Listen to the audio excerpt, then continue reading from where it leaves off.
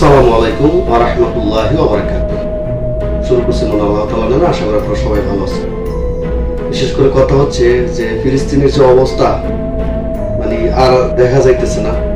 অনেক বাচ্চা, অনেক নাগরিক মাইরে ফেলাইতেছে।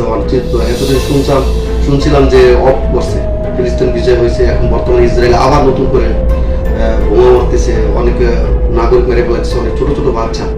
তাকে দেখলে খুব কষ্ট লাগে। সব রাষ্ট্রের বিরোধিতা করতেছে ফিলিস্তিনের যত নাগরিক আছে অন্যান্য রাষ্ট্রে, আমেরিকায়, লন্ডনে, আরো অন্যান্য যে বড় বড় রাষ্ট্রগুলো আছে আন্দোলন করতেছে, প্রতিবাদ করতেছে। কিন্তু মেইন কথা হচ্ছে একটাই, এই পৃথিবীতে মহাবিশ্বে যতটা মুসলিম রাষ্ট্র আছে সব মুসলিম রাষ্ট্রই চুপ। কেন চুপ জানেন? আজকে আমি এক সৌদির কাছে জিজ্ঞেস করছি যে দেখ, তোদের তো বাচ্চা পোলাপান আছে, তোরা তো একটা মুসলিম রাষ্ট্র, তোদের অনেক ক্ষমতা, বহন করা অনেক পাওয়ার, সব দিক থেকে টাকা পয়সা দিয়ে থেকে ব্যবস্থার দিক থেকে তোরা অনেক পাওয়ারফুল। তো তোরা কিছু কইতেছ না কারণ তোদের তো আরো বেশি আগে কথা। যেহেতু ফিলিস্তিনে মজুদ আল-আকসা, সৌদিতে মজুদ মক্কা মদিনা, তো ফিলিস্তিন এবং সৌদি আরব তো দুইটাই তো মুসলিম রাষ্ট্র, আমাদের মুসলিম উম্মার জন্য ভালো একটা পবিত্র জায়গা। তা তোরা চুপ কেন?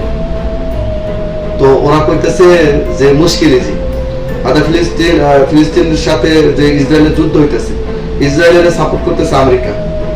আর যদি সৌদি আরব বা অন্যান্য মুসলিম রাষ্ট্র যদি ইসরায়েলের বিরুদ্ধে যুদ্ধ করে, ও সৌদি কইতেছে ইসরায়েল সৌদির একটি জিহাদ বাদনি জি মুশকিল সৌদি জিহাদ সৌদি আদা নফর শোয়াইয়া জিহাদা মাফি আদা কোন শাই ইজি সৌদি মুশকিল জিহাদ।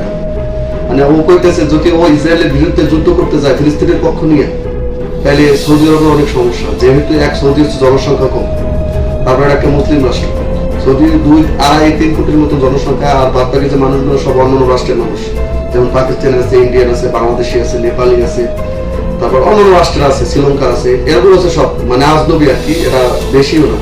তো সৌদি আরবের জনসংখ্যা খুব কম, তারপর তারা অস্ত্র দিক থেকে মোটামুটি আছে, টাকা পয়সার মান থেকে সৌদি মোটামুটি পাওয়ারফুল। ওরা কথা কইতেছিল এই জন্যই যে যদি ইসরায়েলের বিরুদ্ধে ওরা যুদ্ধ করতে চায়, যেমন ইরান ফিলিস্তিনের পক্ষ নিয়ে ইসরায়েলের বিরুদ্ধে যুদ্ধ করছে, বরং ইয়েমেন করতেছে। তো আমেরিকা আবার ইয়েমেনের উপরে বোমা হামলা করছে, ইয়েমেনের অনেক জনসংখ্যা মারা গেছে।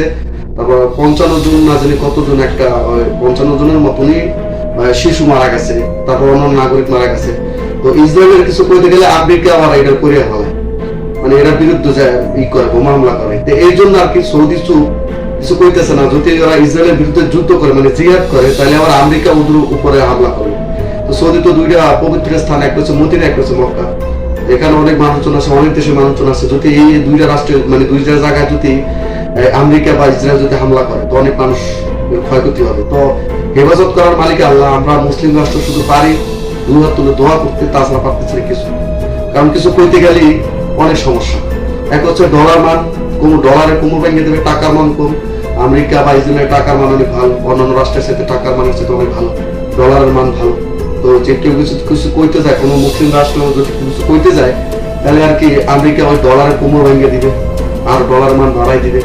তো এই জন্য আর কি কেউ কিছু কইতেছে না, চুপ।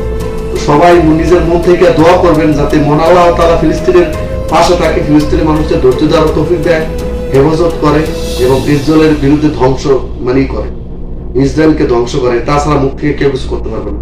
কারণ সৌদির ইমাম যে কাবা শরীফের ইমাম, সে দোয়া করতেছে ফিলিস্তিনের পক্ষে, ফিলিস্তিনের মানুষদের যাতে মহান আল্লাহ তাআলা হেফাজত করে। আমরা আসি সবাই, রমজান মাস আছে, আমরা তারাবির পরে বা অন্যান্য নামাজের পরে ফিলিস্তিনের পক্ষে আল্লাহ তাআলার কাছে দোয়া চাই যাতে ফিলিস্তিনি মানুষদের মহান আল্লাহ তাআলা হেফাজত করে এবং ধৈর্য ধরার তৌফিক দান দেয় এবং তাদের যেন বিজয় হয়। কারণ আমি এই ফিলিস্তিনের পক্ষে আবার একটা ভিডিও করতেছি, ইসরায়েলের বিরুদ্ধে একটা ভিডিও করছিলাম আগে, আমার ফেসবুকে মানে রিপোর্ট পরে স্ট্রাইক করছে, পরে বাদ হয়ে গেছিল, ইউটিউবেও স্ট্রাইক করছিল, রিপোর্ট করছিল, বাদ হয়ে গেছিল। ইউটিউব চ্যানেল যেখানে আমার রানিং 55 জন সাবস্ক্রাইবার আছে বর্তমানে ইউটিউব চ্যানেলে, আপনারা বিশেষ টাকাগুলো যাই দেখতে পারেন।